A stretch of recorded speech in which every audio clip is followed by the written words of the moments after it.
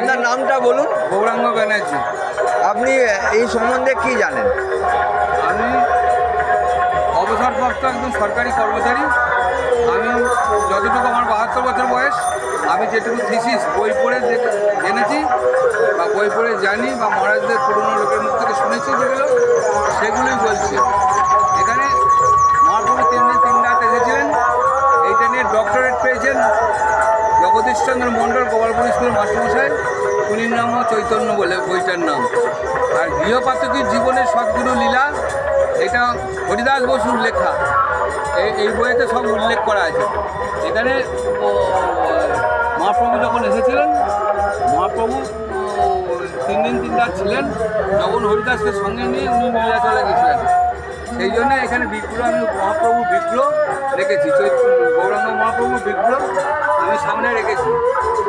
সামনে রেখে এনআরএর নির্দেশে গুণরাজ খানের বাড়ি ছিল এখানে, মালধর বসু।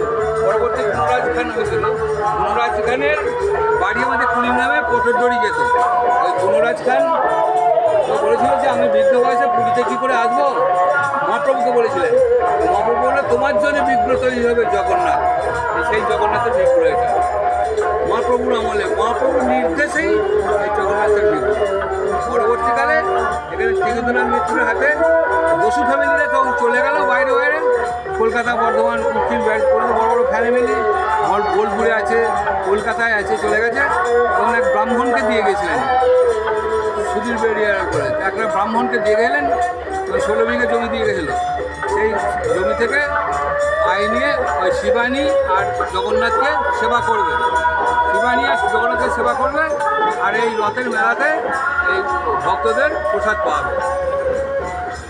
সেই বিধি অনুসারে আজও 5 বছর আগে থেকে হয়ে আসছে। মহাপ্রভুর নির্দেশেই যেহেতু জগন্নাথ হয়েছিল, সেই জন্য মহাপ্রভুর বিগ্রহ আমি বাড়িতে রেখেছি।